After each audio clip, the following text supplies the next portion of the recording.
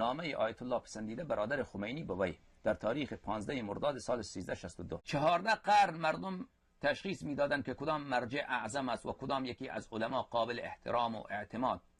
حال روزنامه ها یک روزه یک شیخ را آیت الله العظمی می کنند و دیگری را افقه الفقها. آن شیخ گیلانی جلاد آیت الله می شود و دسته دسته ثقة الاسلام و حجت الاسلام از کارخانه های حکومتی بیرون می آید. اسمش را هم گذاشته اند. بله، حکومت جمهوری اسلامی، و مسرورید که حکم خدا را در زمین اجرا کردید. خوشا به سعادت آنها که رفتن و این روزها را ندیدن.